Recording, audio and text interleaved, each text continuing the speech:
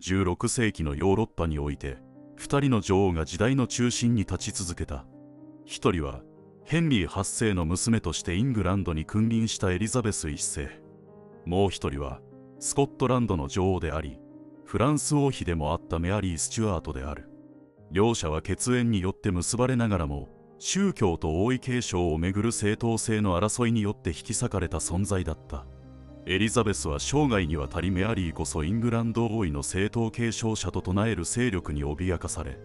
メアリーは逆にエリザベスの庇護を受けねば生き残れないという皮肉な立場に追い込まれていったのである。互いに直接顔を合わせることは一度もなかったが、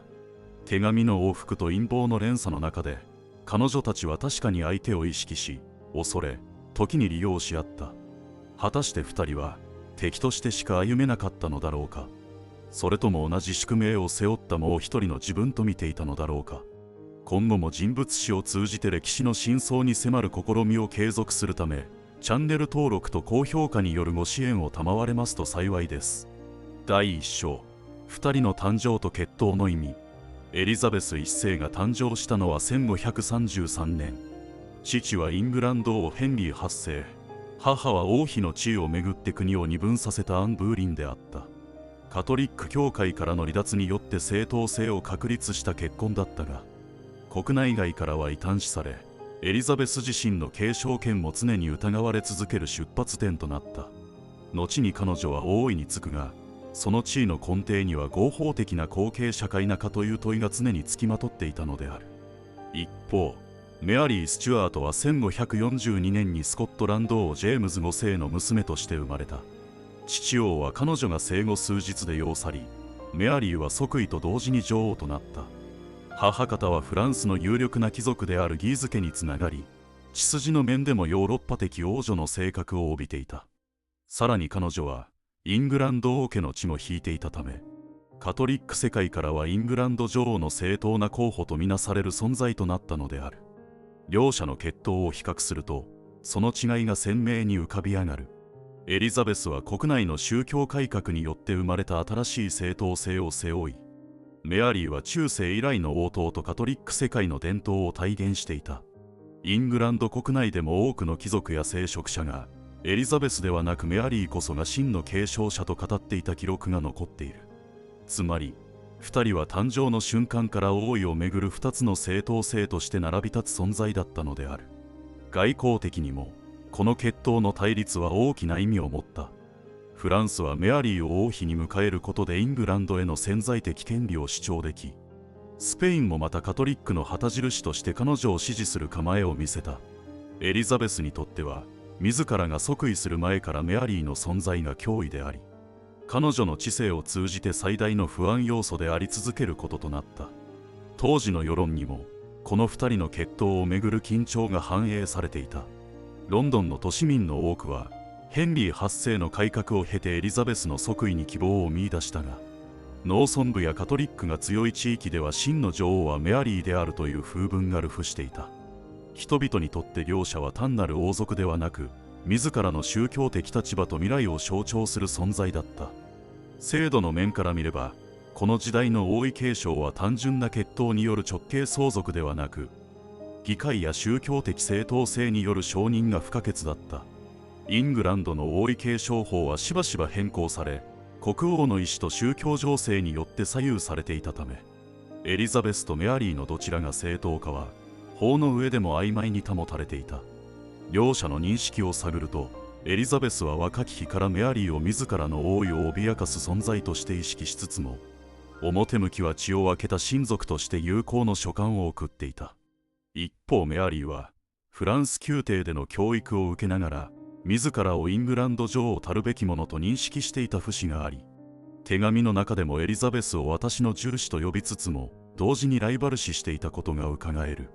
現代の研究では、両者の正当性の二重構造が単なる王位争いを超えて、宗教改革と国家統合の行方を決定づけたと評価されている。エリザベスの存在は新しい王権モデルの象徴であり、メアリーは旧来のカトリック的政党の最後の騎士とされる。二人の誕生は偶然ではなく、時代の分岐点に不可避的に置かれた配置だったと再解釈されているのである。第2章、宗教改革の波と女王たちの立場。16世紀のヨーロッパを揺るがした最大の出来事は宗教改革だった。ルターやカルバンによってもたらされた新しい信仰の在り方は、単なる神学論争にとどまらず、国家の秩序や王権の在り方を根本から揺さぶった。イングランドとスコットランドもまた、この激流のただ中に置かれた。エリザベスにとって宗教問題は、王位の正当性と切り離せない課題であった。父ヘンリー8世はローマ教皇との決裂によってイングランド国教会を設立し、その流れを継いだ兄エドワード6世は急進的なプロテスタント政策を推進した。しかし、姉メアリー1世の時代には再びカトリック回帰が行われ、家計による弾圧が人々の記憶に刻まれた。こうした激しい振動の末に即位したエリザベスは、国教会を再建しつつも、カトリックとプロテスタントの両極端を避ける中庸の道を選んだ。これは後にエリザベス宗教和会と呼ばれ、彼女の知性を安定させる礎となった。一方、メアリー・スチュアートはフランスで育ち、徹底したカトリック教育を受けた。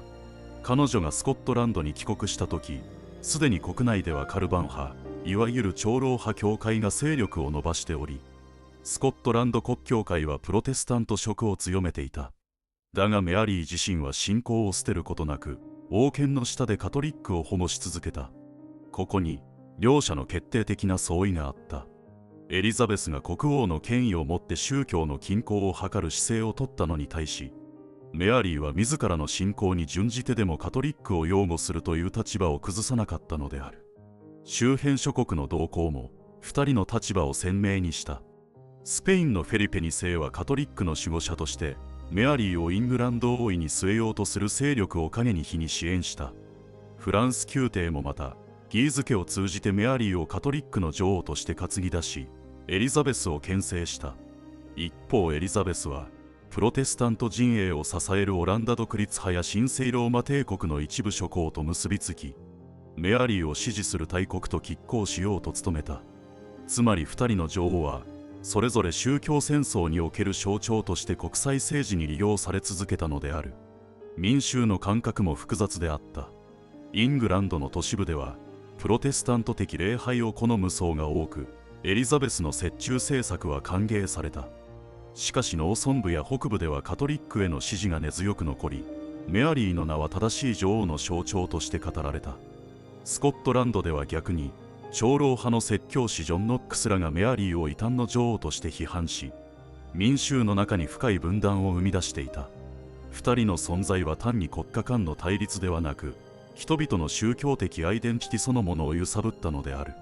制度面から見ると、エリザベスの至上憲法は王を国教会の最高権威と定め、国家と宗教を統合する仕組みを整えた。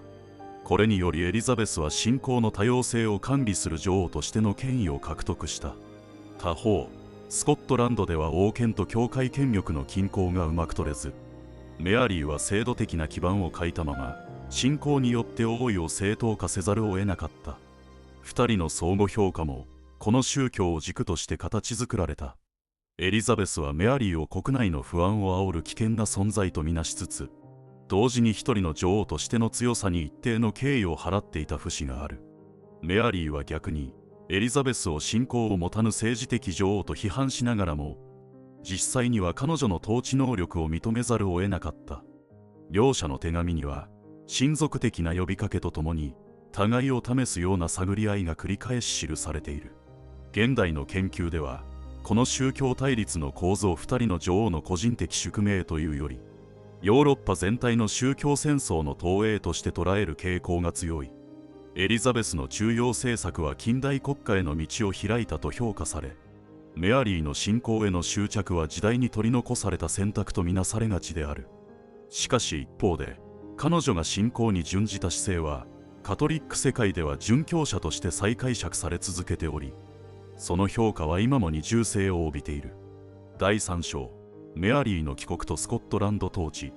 1561年、18歳のメアリー・スチュアートはフランス王妃としての栄光を失い、スコットランドへ帰国した。夫であったフランソワ2世が若くして死去したためである。フランス宮廷で洗練された教育を受け、王妃としての経験も積んだ彼女にとって、スコットランドはあまりに対照的な舞台だった。国内は宗教改革の余波で混乱し、カルバン派を中心とするプロテスタント勢力が支配的になりつつあり、女王の帰還を一様に歓迎する空気はなかった。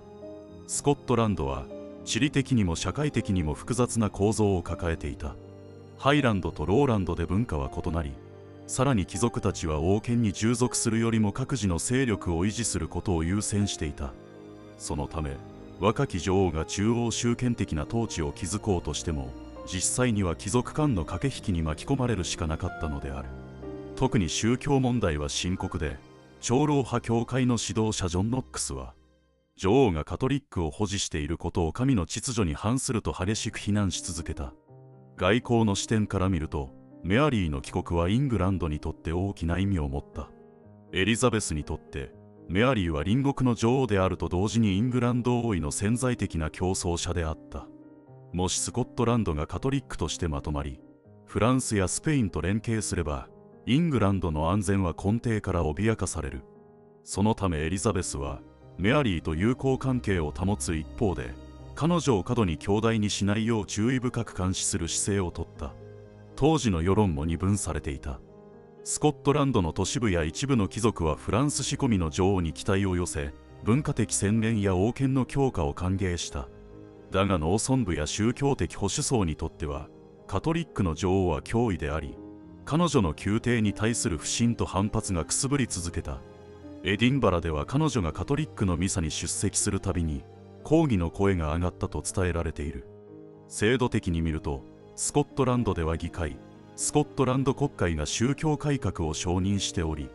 女王の信仰と国政の間には明確なねじれが生じていた。女王は個人としてカトリックを守るが、国家制度としてはプロテスタントが優位という状況である。この矛盾はやがて彼女の政治的基盤を揺るがす大きな要因となった。二人の女王の関係性にも微妙な変化が訪れた。エリザベスは当初メアリーを若く有能な親族として一定の敬意を抱き、友好の意を示す書簡を送った。しかし同時にイングランド王位継承の問題については一切譲歩しなかった。メアリーは自らを次なるイングランド女王と自認しており、その意識が手紙の表現にも表れていた。つまり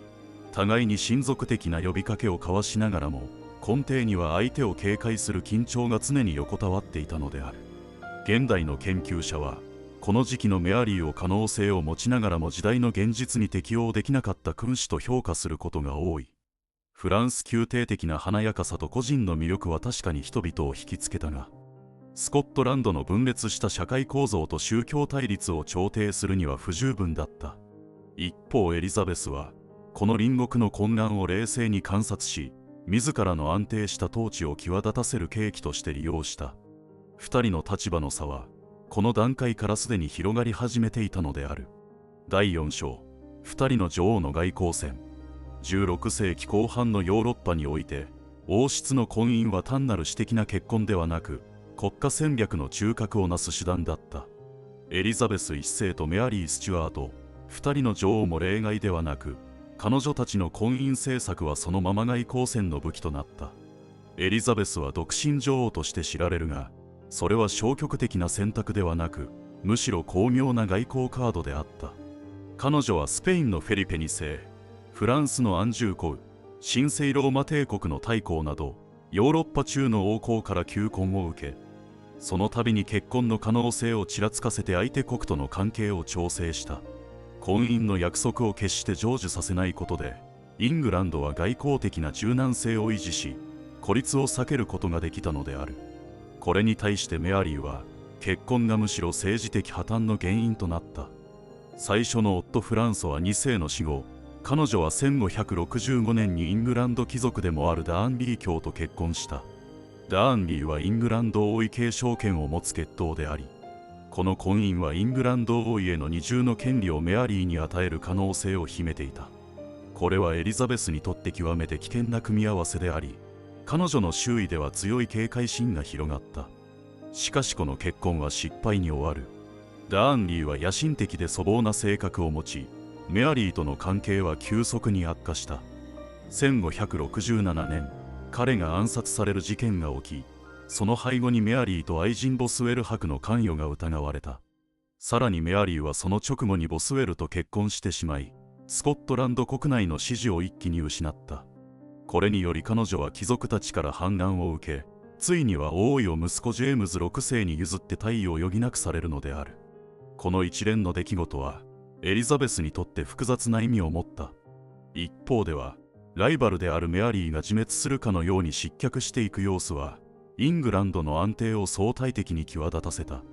だが同時にイングランド国内のカトリック勢力はメアリーを擁立してエリザベスを排除すべしと唱え続け、彼女を利用価値のある存在として担ぎ上げた。つまりメアリーは王座を失った後もなおエリザベスにとって最大の不安要因であり続けたのである。当時の民衆の感覚もこの婚姻と外交の駆け引きを敏感に反映していた。ロンドンのパンフレットや風刺誌はエリザベスの独身戦略を称賛するものが多かった一方で、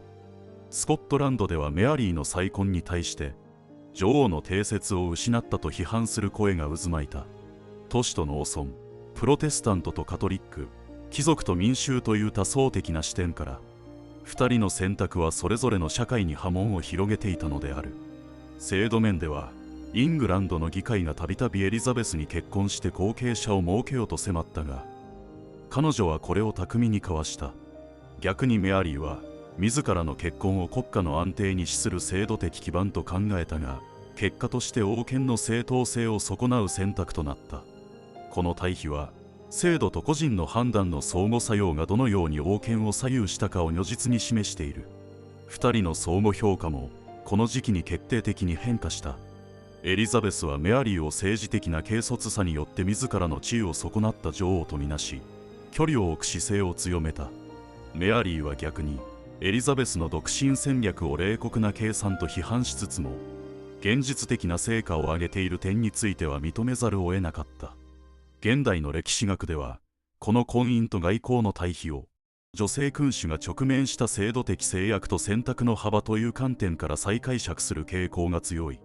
エリザベスは結婚を拒むことで近代的な統治の枠組みを築いたとされ、メアリーは結婚に依存する旧来の王権モデルの限界を体現したと理解されている。両者の外交戦は単なる個人の判断ではなく、時代の転換点における女性統治の可能性と限界を映し出す鏡であった。第5章、メアリーの失脚と幽閉。1567年、ダーンリー卿の暗殺とボスウェル伯との急な結婚によってメアリー・スチュアートの政治的信用は失墜した。スコットランドの有力貴族たちは女王が夫の死に関与したと断じ、反乱を起こす。メアリーは戦場で捕らえられ、ついに幼い息子ジェームズ6世に王位を譲って退位することを強いられた。まだ24歳の若き女王にとってそれはあまりに急激な転落だった。翌1568年、彼女は起死回生を図ってイングランドに逃れる。血縁であり同じ女王であるエリザベスに庇護を求めれば再起の道が開けると考えたからである。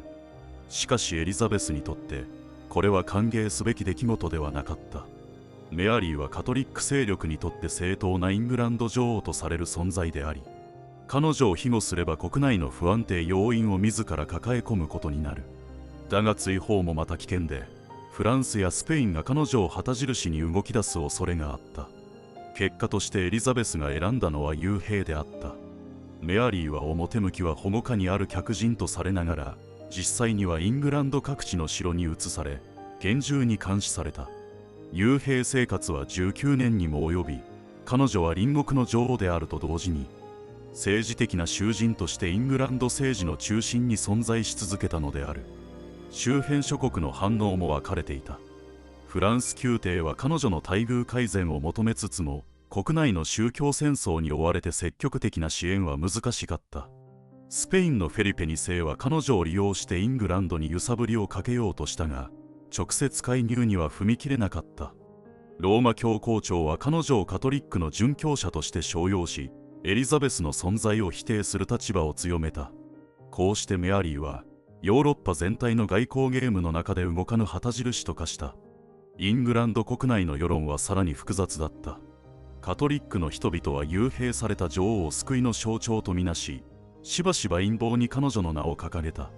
一方、プロテスタントの多くはエリザベスに対してメアリーを即刻処刑せよと迫ることなく、むしろ女王としての血縁を尊重し、処置を慎重にすべきだとの意見が根強かった。民衆にとってメアリーは同情を集めつつも危険な存在であり、彼女の存在そのものが国家の分裂を映し出していた。制度的な観点から見ると、イングランドには外国の君主をどう扱うかという明確な法体系が存在していなかった。したがってエリザベスは議会や枢密院と相談しつつ、柔軟かつ曖昧な形でメアリーを拘束し続けるしかなかった。この法的根拠の曖昧さこそが後にメアリーの処遇をめぐる最大の政治問題となっていく。二人の相互評価もこの幽閉期において複雑化した。エリザベスは表向き親族を保護していると繰り返し主張しつつ、実際には彼女の存在を恐れていた。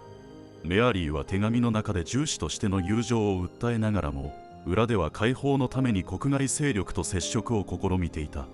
互いに血縁を口にしながら、信頼はほとんど存在せず、むしろ計算と疑念だけが交わされていたのである。現代の研究では、メアリーの幽閉を女王エリザベスの最大の政治的ジレンマと捉える見方が強い。即位から数十年にわたり安定を築いたエリザベスにとっても、メアリーの存在は最後まで解けない難題であった。一方で、メアリーの幽閉生活は失脚した女王の悲劇としてロマン化されることが多かったが、近年の研究は彼女が幽閉下でも積極的に陰謀に関与していたことを指摘している。つまり彼女は受動的な犠牲者ではなく、自らも歴史の駆け引きに参加していた女王として再解釈されつつある。第6章、陰謀とローマ教皇の影。メアリー・スチュアートがイングランドに幽閉されて以降、彼女の名は数多くの陰謀の中心に置かれることになった。これは偶然ではなく、ヨーロッパ全体における宗教戦争の力学が彼女をカトリックの旗印として利用し続けたからである。1570年、ローマ教皇ピウス5世はエリザベス1世を破門し、彼女に対する忠誠を禁じる勅書を発した。これによりイングランド国内のカトリックはエリザベスに従う義務はないとされたため、メアリーは一気に代替の正統女王としての価値を高めた。実際、1571年のリドルフィ陰謀では、スペインの支援を受けてエリザベスを退位させ、メアリーを即位させる計画が進められた。計画は発覚し失敗に終わったが、以後もメアリーの周囲には似たような陰謀が絶えず持ち上がった。周辺諸国の関与は一貫していた。スペインのフェリペ2世は、ネーデルラント独立戦争を戦いながらも、イングランドに圧力をかけるため、メアリーを利用する姿勢を崩さなかった。フランスでは宗教戦争が激化し、ギーズ家がメアリーを担ぎ出す一方で、国王自身は積極的な支援を避けるなど揺れ動いた。つまり、メアリーは単なる幽閉の身でありながら、ヨーロッパ外交の中でカードとして常に切られ続けていたのである。当時のイングランド世論は、陰謀のたびに揺れ動いた。北部の反乱やカトリックの動員が報じられるたび、都市部のプロテスタント市民はメアリーこそ国家不安の源と考え、処刑を望む声を強めた。しかし農村や一部の貴族層には血を分けた女王を処刑すべきではないという同情が根強く、エリザベスにとって世論の統一は容易ではなかった。メアリーは人々の間で希望と恐怖を同時に呼び起こす存在だったのである。制度的側面では、陰謀の追及を契機として反逆罪に関する法体系が強化された。特に1585年の連座法は、女王の生命を狙う陰謀に関与したものだけでなく、それによって利益を得る可能性のある人物も処罰対象とするもので、事実上メアリーの処刑を合法化する準備となった。この制度改変は、王権の安全保障を法の枠組みで正当化する画期的な一歩であった。決定的な転機は1586年のバビントン陰謀であった。